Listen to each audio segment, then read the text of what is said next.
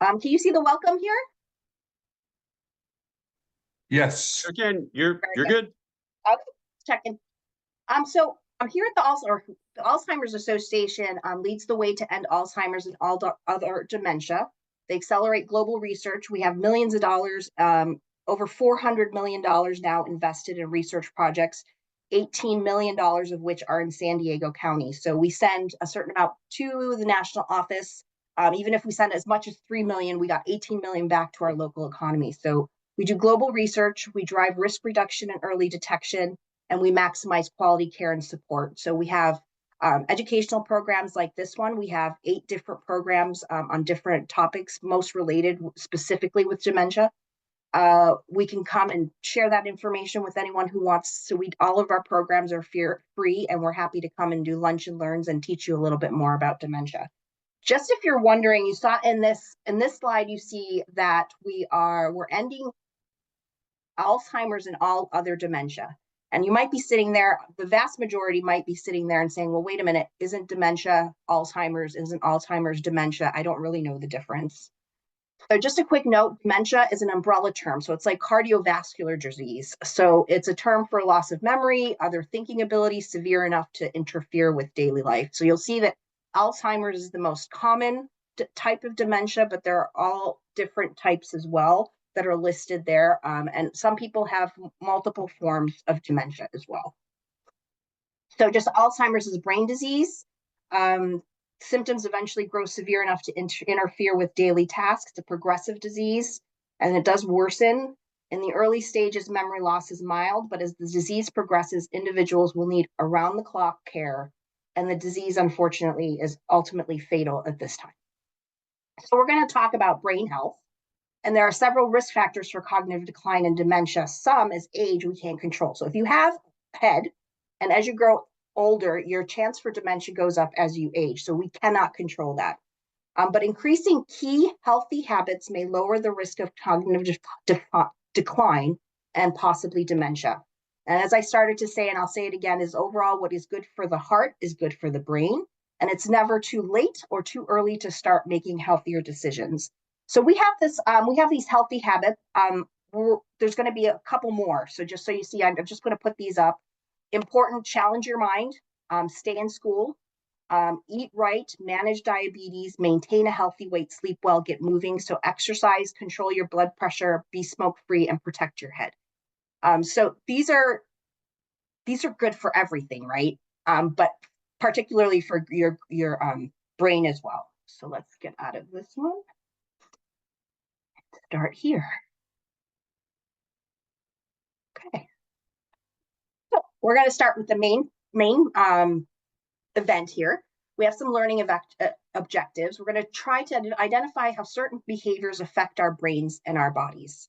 So we're going to list strategies for healthy decision-making in the following areas: sleep, smoking, mental health, physical activity, balanced nutrition, cognitive engagement, and social engagement. And you see there that that social engagement is new on this list, but it is another way to help ward off different health issues. So let's talk about the brain a little bit. The brain is the control center of the entire body. It manages everything, including our thoughts and movement. There are approximately 100 billion nerve cells called neurons in the brain. They are structured like branches of a tree, creating a network of pathways through which signals are sent to form memories, thoughts, and feelings. Many diseases can affect the brain, as Alzheimer's does, because it progressively destroys brain cells as it moves throughout the brain, affecting more functions as the disease progresses. So that's the brain. Just a little bit more light. Why don't we go up like this?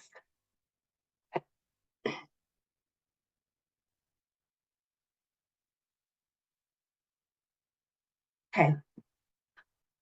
So the brain needs blood flow.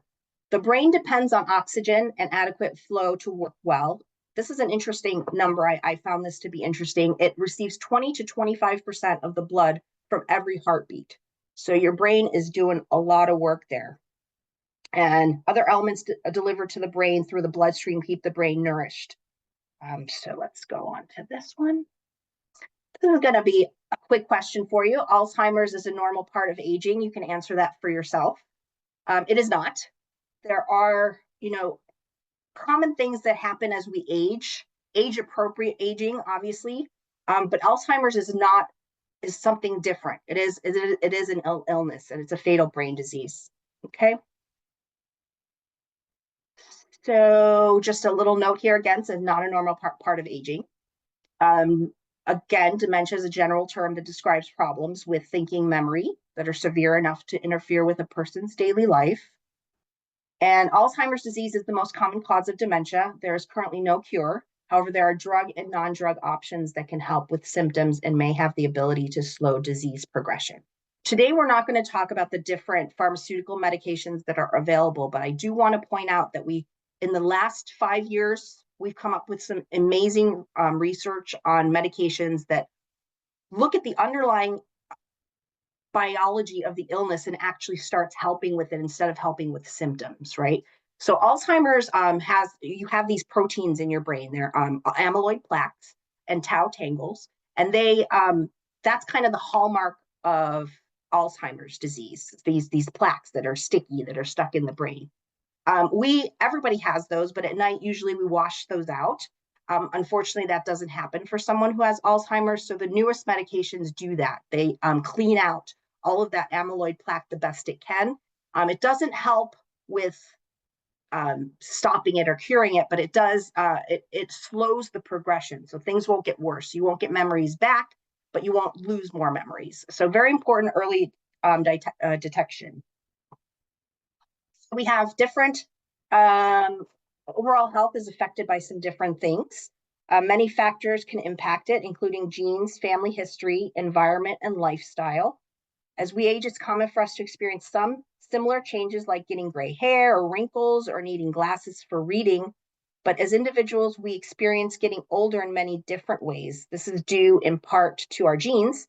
Genes are beyond our control and influence the way we are. For example, some families' genes allow them to live well into their 90s or even longer, while other families' genes can lead to diseases earlier in life that may shorten their lifespan. In addition, the environments in which we live, work, and play can have a significant effect on our health. And many of these are difficult to change and beyond our control, but we do have some control over other factors involving our health. Making improvements in these areas could positively affect your overall health, even for individuals with a family history of certain conditions like dementia or heart disease. Your blood pressure, blood sugar, weight, and cholesterol are key parts to the story of your overall health. So every year you go get those checks, including your brain. It's important to understand these numbers and keep an eye on them. Now, it's interesting that this came up. One of the things that I find most really, really great and interesting that's happening in research is that we're coming up with a blood test. So the way you find out if you have Alzheimer's, they do cognitive testing. And if you really want to find out actually have it, you have to have a PET scan or a spinal tap. But we've come up with, using funds from the Alzheimer's Association as well, we've come up with a blood test that when you go to your doctor, this is in the future, because right now it's not in clinical settings, it's in research. But you'll go to the doctor and say, I'd like you to check my cholesterol level. And I'd also like you to check whether I have amyloid plaques, getting stuck in my brain.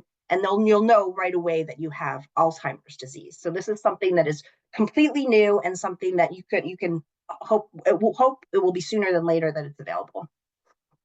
Okay, so what the science tells us, many factors that increase the risk of heart disease and stroke may also increase the risk of cognitive decline and dementia. So hypertension, diabetes, midlife obesity, these are all issues that are related. And good cholesterol is good for the heart, and what's good for the heart is good for the brain, as we have said before. It's never too late or too early. You can answer that for yourself, but it's obviously true. People of all ages can benefit from healthy behaviors. And here's our list of the healthy behaviors that we're going to look at. Get quality sleep, be smoke-free, take care of your mental health, get moving, eat healthy, challenge yourself, and stay connected. So we'll go through all of those. Let's start with sleep. Obviously, quality is essential for overall health and well-being.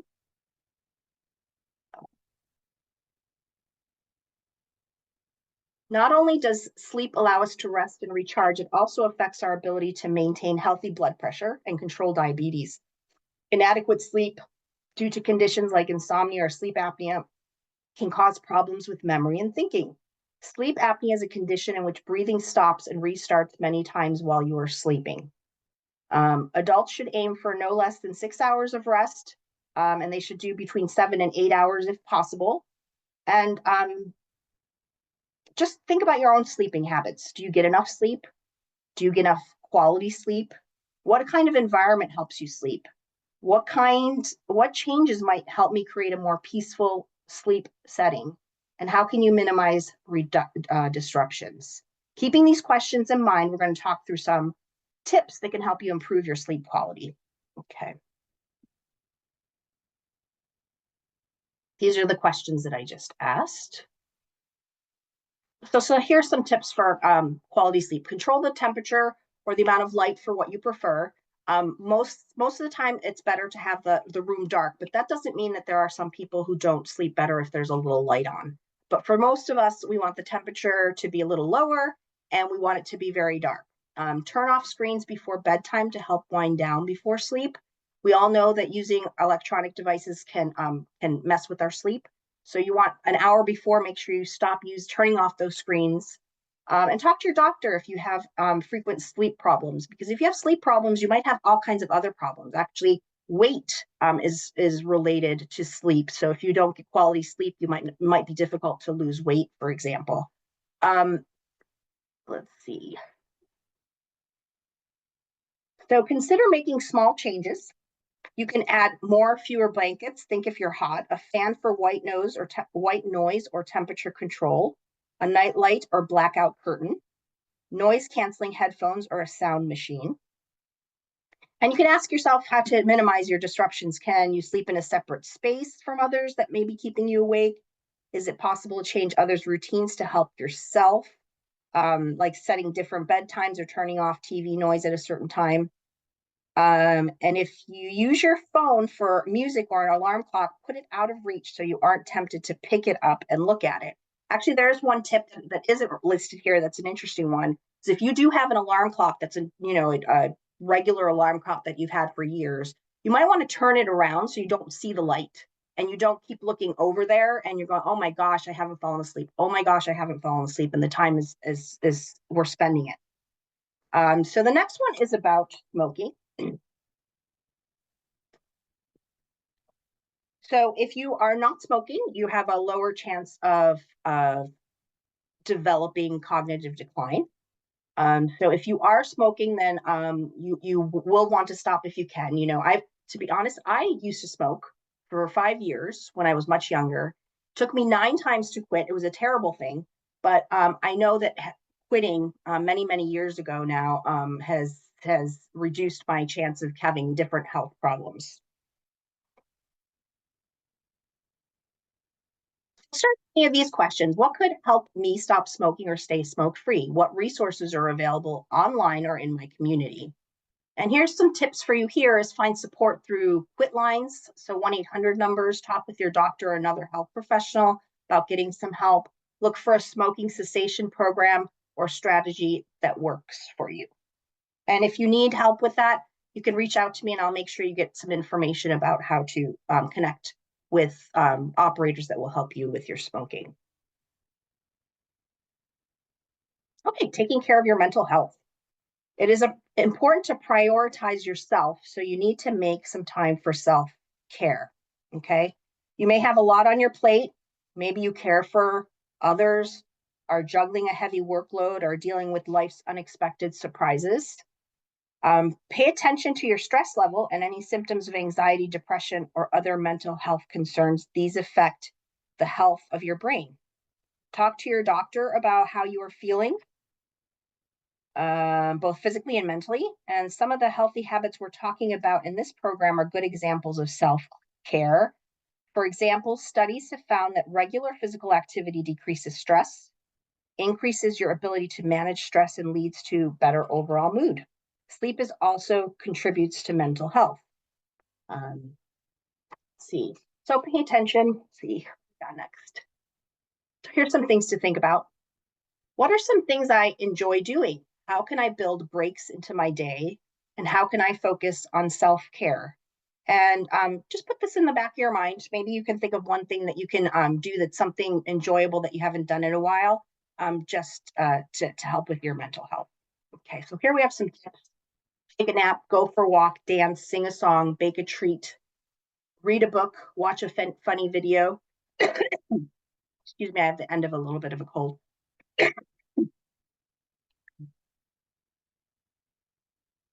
Get moving. So we've got exercise. Physical activity can improve brain health. So what does the science tell us about it? Many studies have found that consistent physical activity is associated with lower risk of cognitive decline. Some researchers say that if people had to choose one thing to do to improve their brain functioning, it should be physical activity. Evidence suggests that physical activity may directly benefit brain cells by increasing blood and oxygen flow.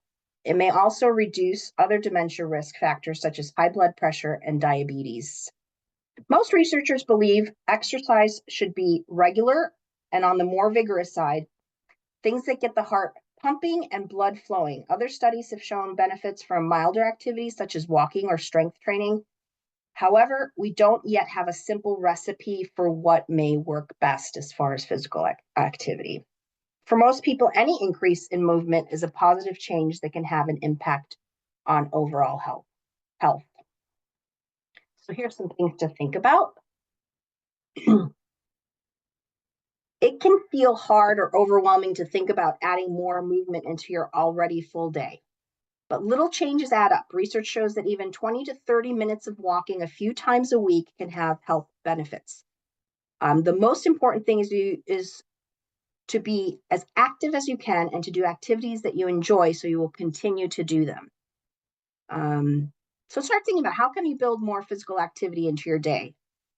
Is there someone you can ask to join you? Often it's great to do exercise together. We have a little mini gym at where in my office building. And when I'm feeling kind of like stressed or I've done too much work and I know I need to move around a little bit, I go down there and I just walk on the treadmill for 5 minutes, do a little bit of this, a little bit of that to just kind of refresh and continue with the day. So here are some tips that help you get started incorporating more physical activity in your routine. If this is new for you, start small. And find things that might already be a part of your day. Walk around your neighborhood, take the stairs more often, or get off the bus a stop earlier. I always park my car farther from the entrance to wherever I'm going so that I have a little bit more activity in my day.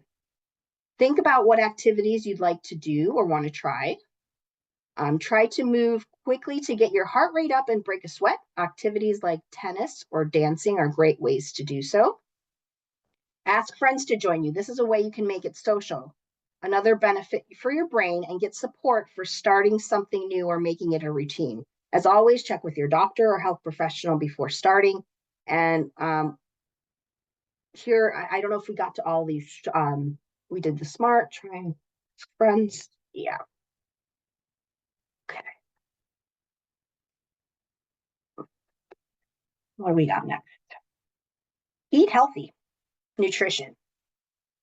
So the next area we're going to look at is balanced nutrition. Eating an overall healthy diet may reduce your risk of many diseases, including cognitive decline.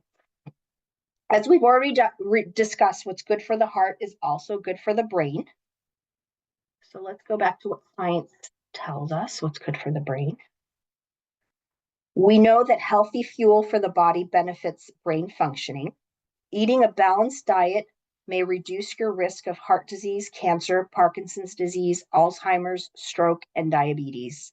But there are many differing opinions about what is the best way to eat to maximize health. Research on the relationship between nutrition and cognitive functioning is somewhat limited, but does point to the benefits of balanced nutrition. Two good examples of this are the DASH diet, which is the dietary approach to stop hypertension, and the Mediterranean diet, which are both really, really good. So So there's the DASH diet and the Mediterranean diet. And here's kind of just some key elements, because you know many of this, but there's a lot more information out there as well. But key elements of a balanced nutrition include fruits and vegetables, nuts, beans, and whole grains, lean meats, fish and poultry, healthier fats, and limited sugar and salt. Okay. And just sometimes it's making changes is difficult, but try to try different things to see how can I cook differently to make my meals healthier. What healthy foods can I swap in?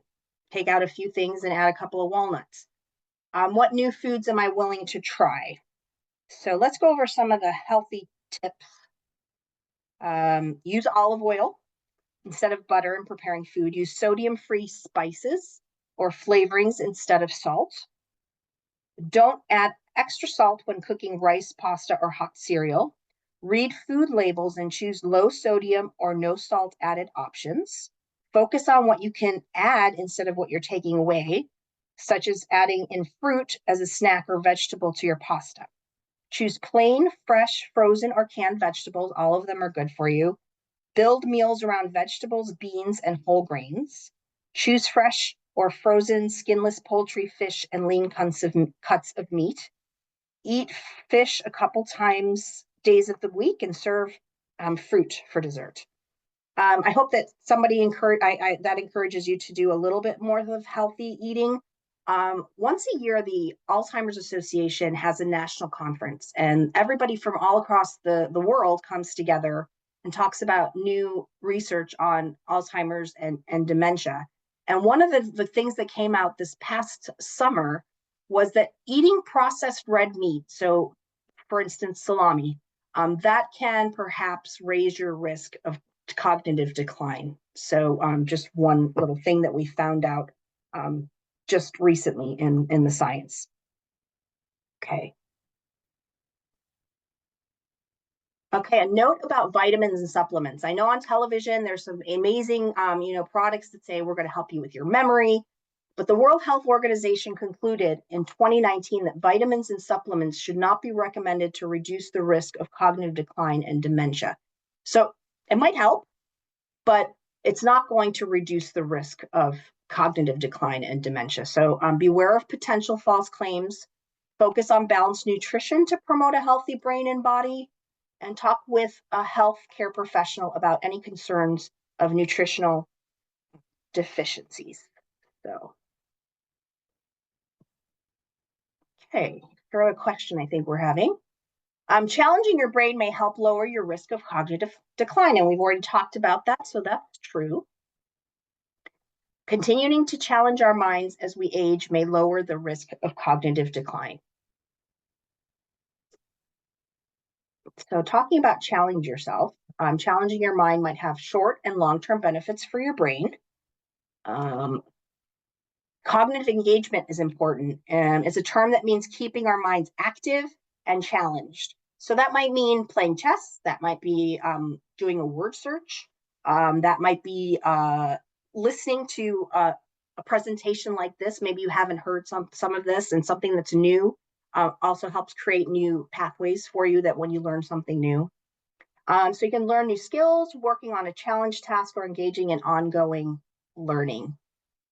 We have these wonderful community colleges. If you have an interest in studying further or just taking one class for just to learn something, that's a great idea for you. One of the best ways to keep your mind active is, like I said, learning something new.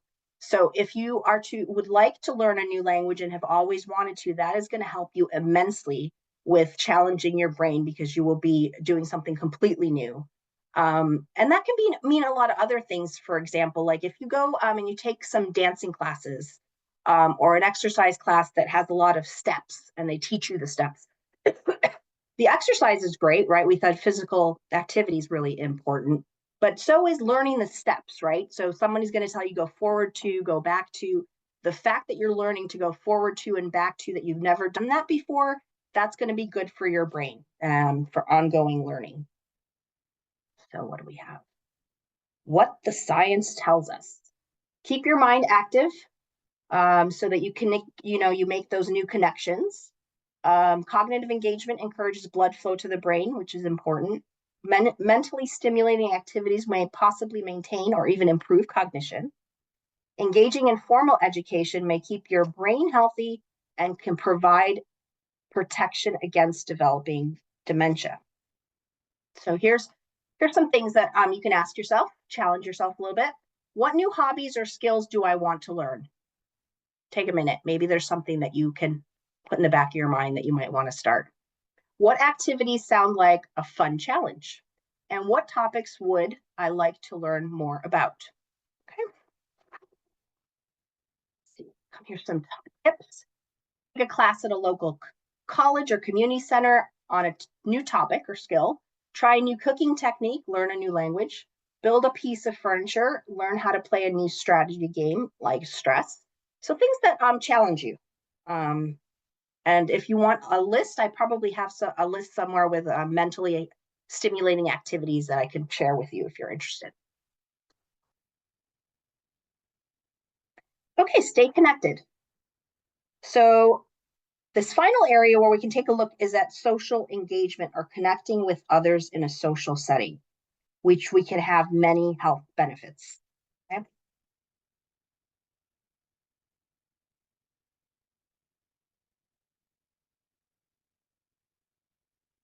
There is some research that shows connecting with others may support brain health. Those who are regularly engaged with other people also tend to have reduced rates of mortality and disability. We know that people don't do well in isolation. When people feel connected to others, they tend to make healthier choices in other parts of their lives. Okay. So here's some things to think about. How do I like to stay connected to others? How can I get involved in my community?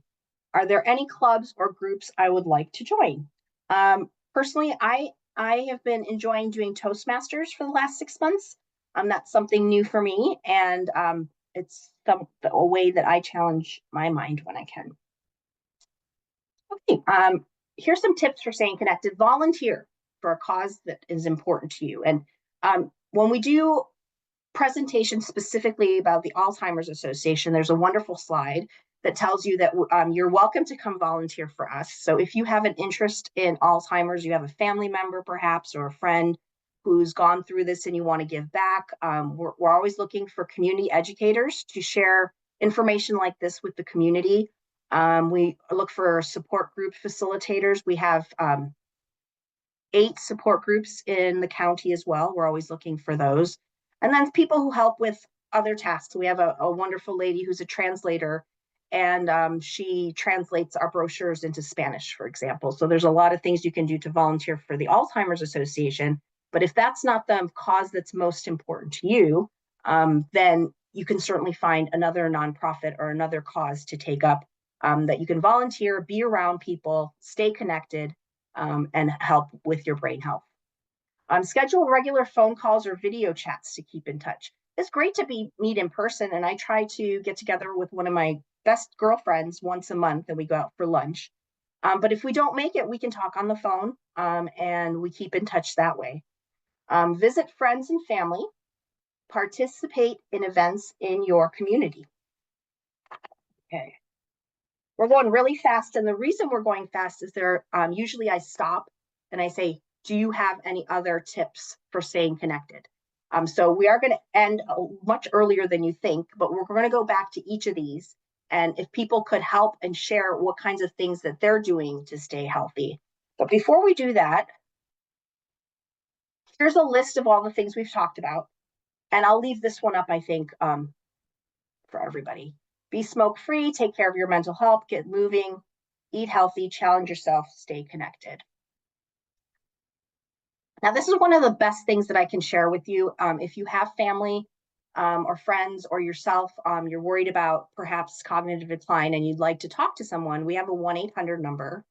It's a 24/7 helpline.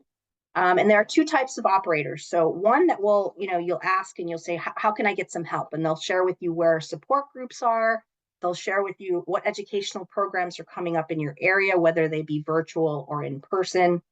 And then you can also talk to someone who will give you what we call a case consultation. And what that means is it's a master's level clinician, so probably a licensed social worker if that person's here in California, for example. And you can call them at 3 o'clock in the morning and ask for, I need to talk to someone, I'm having really a hard time. They'll talk to you for an hour at 3 o'clock in the morning one week, and next week at 3 o'clock in the morning for another hour if you need it. So if you have a loved one, someone you're caring for, maybe you're a caregiver, and you come across a new behavior and you don't know what to do, what do I do? This person has never done this before. I don't know what to say. I don't know how to help. You can pick up the phone, call that 1-800 number, and I'm going to leave you with my contact information. And of course, you can contact me, and I'm very happy to help, but I'm not available at 3 o'clock in the morning. So I would encourage you to call this number if you need some help. We have a lot of online resources all on alz.org, tons of research, tons of information, tons of videos, everything you need to know about Alzheimer's you can find on that platform. But some people don't like that. They prefer to listen to a speaker. But we do have a lot of resources at alz.org. We also have a partnership with ARP, and we created a community resource finder. So that's the web address, communityresourcefinder.org. And what that's good for is to find those local support groups and educational sessions. If you don't want to call at that 1-800 number, you're not finding in alz.org, another possibility for you to find some help is through the community resource finder. Before we do questions, we really did that very fast. I did that very fast.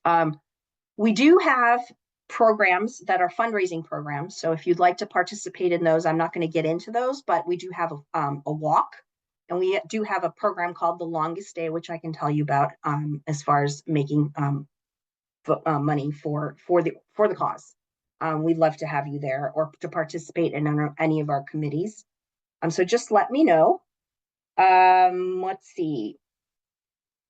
So we don't have that here. I don't think we have the vision. Let's see. Do we have the vision?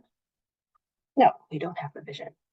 So our vision is a world without Alzheimer's and all other dementia. So we're working there, and the science is like leaps and bounds. We're going really. For many years, we just had those medications that help with symptoms, like you might be agitated, and we give you something to help with the agitation, for example, or the anxiety. But it wasn't really helping solve this problem. But that's where we're at. We're in an era of treatment, as we call it, that we're just going to get more and more better and better treatments and hopefully find a cure as soon as we can. So I'm going to pull out of this, and I'm going to stop the share. And there's everybody. I'm going to pull up the chat. Before we do questions, let me see where the chat is. Thinking about some of the things that we talked about.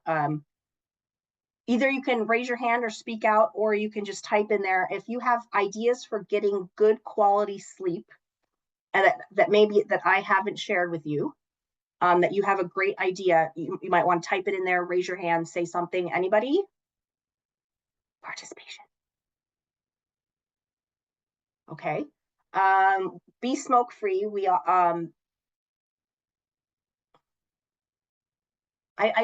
if you can support each other on being smoke free, that's great. Take care of your mental health. Anybody do anything special to take care of their mental health? You can type in, you can say something. No? Okay. Get moving. Any exercise tips? My big exercise tip is to spend money. I have a trainer, and I pay for him. I go twice a week, and it is working at a nonprofit that is a little bit, luxurious to have a trainer, but I know that will make me go because I've paid it and I need to be there. So there's a little tip for that. Eating healthy. If you have any ideas, you can type those in. I can. Hi, my name's Kimmy. Kim. Kimmy. Hi. I want to go back real quick because I wasn't able to unclick quick enough. But what I do personally, just because I help take care of my mom who's 86, and so I know that anyone's at risk, even though I'm younger. So what I do is I do a lot of self-care because I used to be a caregiver for a person for her like 30 years. And so I learned that like self-care really helped me stay healthy. So like my tip is like I'll take a hot bath or I'll just read a book that I really enjoy. And even if it's just like a little short period of time compared to a long, I feel that like the little pieces of those during the day, even if I can only spend 10 minutes reading or, that really helps me stay healthy. Mhm. Oh, thank you for sharing that. My mother-in-law's sister has Alzheimer's, and I take care of her one day a month. Because my mother-in-law goes out, she does her hair, she goes to a support group, she goes to a doctor's appointment. We give her like a day off. And it's so hard, her asking the same questions and wanting to wander and not knowing what to do. And it really takes a lot of heart, patience, and love to deal with someone who's older and having to do the caregiving. So I applaud you for, your mom and taking care of her. It must be, sometimes difficult. Thank you. Mhm. Anybody else who, any of those things, staying connected, challenging yourself, is anybody learning something new that they'd like to share with the group that they think is going to help them kind of slow down the progression of any cognitive decline? No? Okay. Well, we have a lot of time. Um, I can go back and we can give you more information about Alzheimer's. Why don't we do this? If you have questions, type them in, and I'll see if I'll pull up some other slides. Just so you have the 10 most common behaviors that people with Alzheimer's have, so you can keep your eye out for them. So any questions?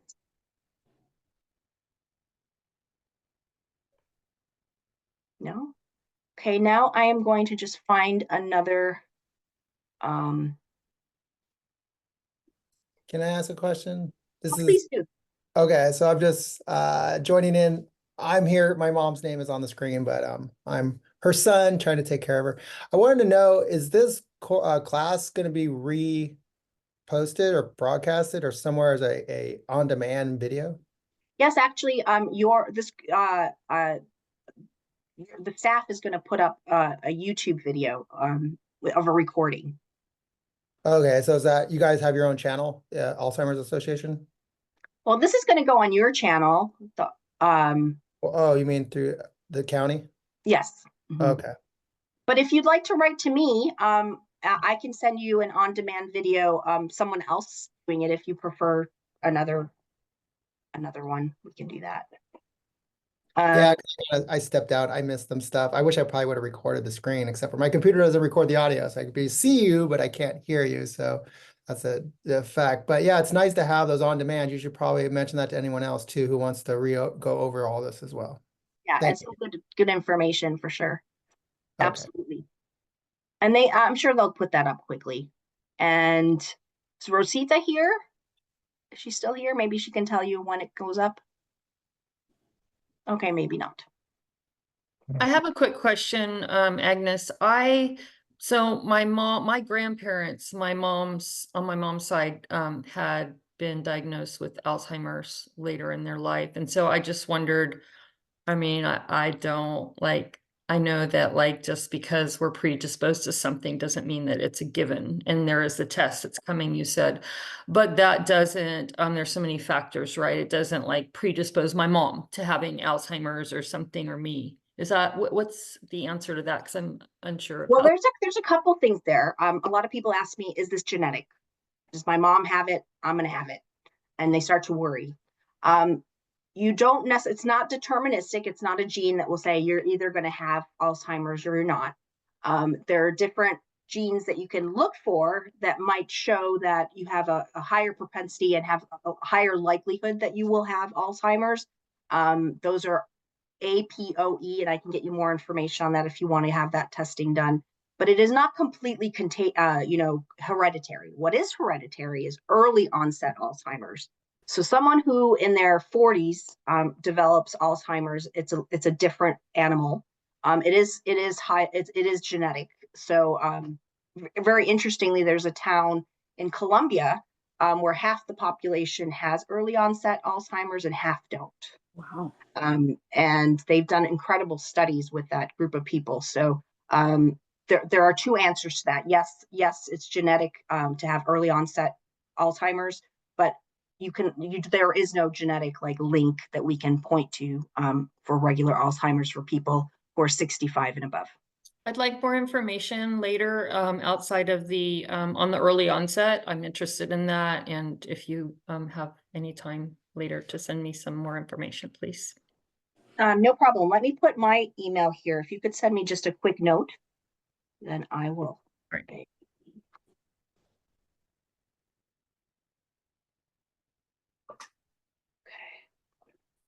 And I'm going to put that 1-800 number here as well.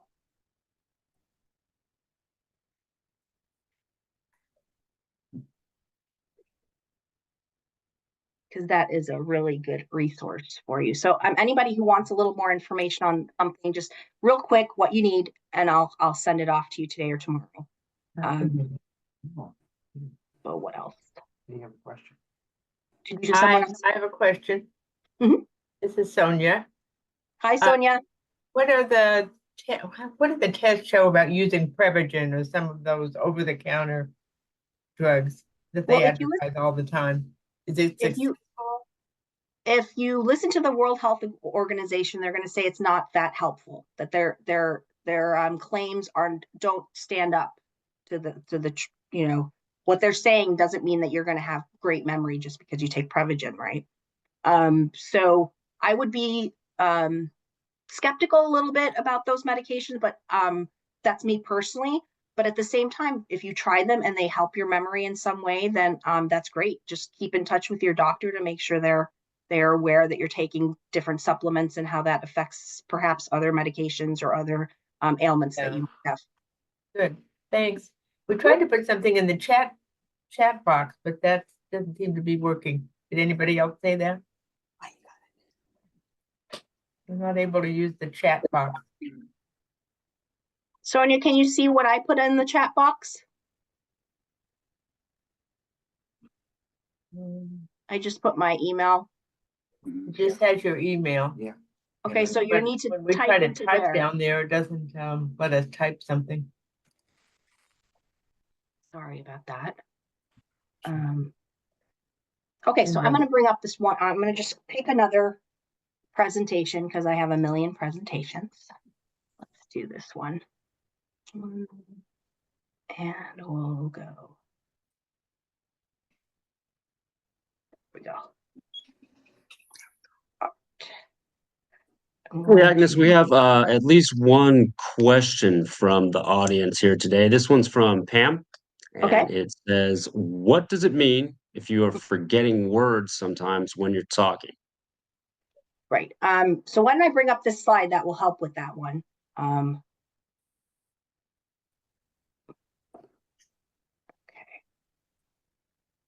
Can you see the 10 warning signs? No, Okay, let me do it again. here we go. So everybody can see these. So if you forget words, I'm 50 years old. I'm going to turn 51 and I forget words.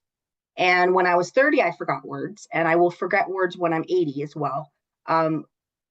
Someone with Alzheimer's will forget a lot of words and often.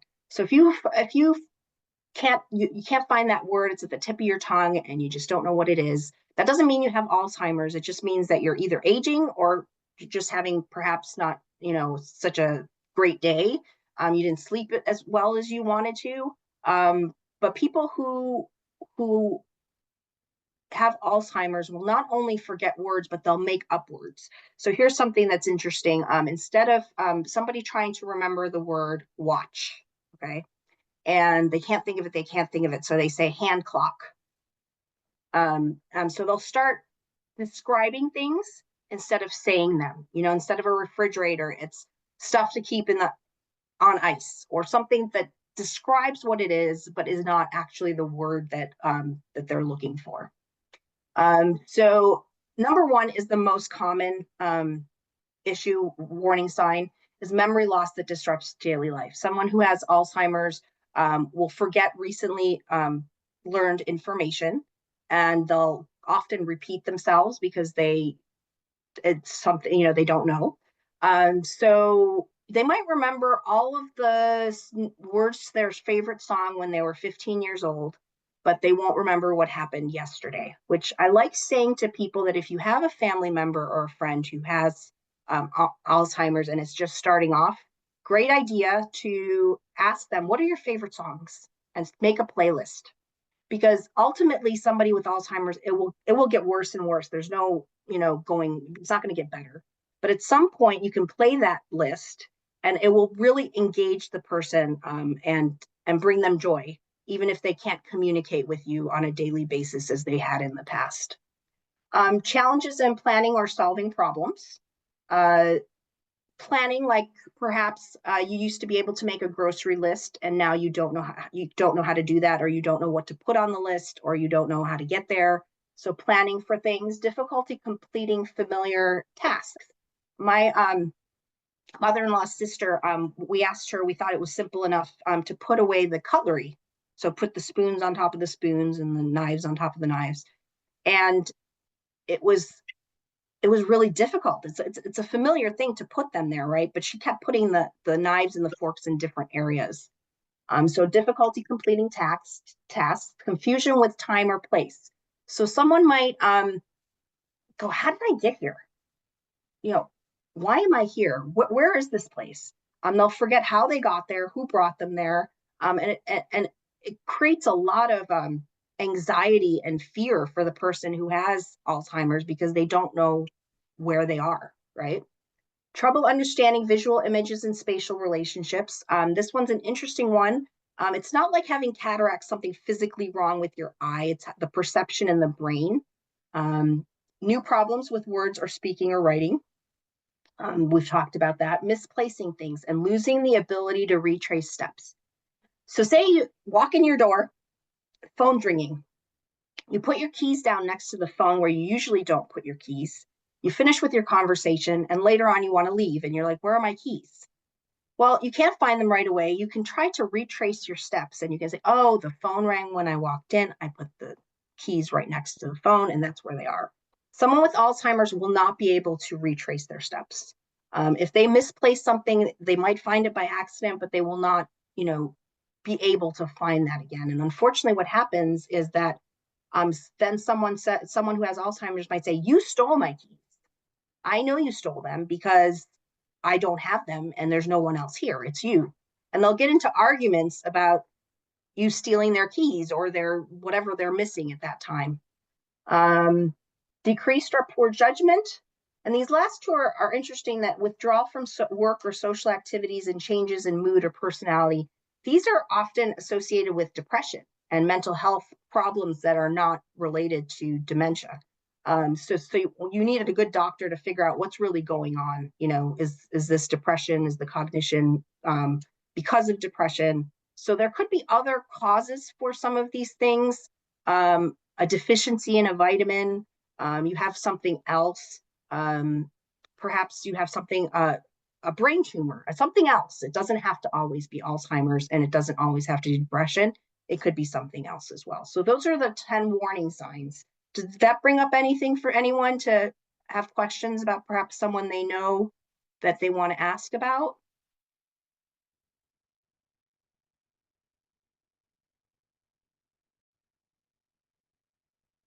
No? Okay, well, there you have my email, the 1-800 number. Please feel free to email me and ask me any questions that you might not have thought of, or if you need any other resources. Steve and Rosita, do you have any questions that we could finish up with?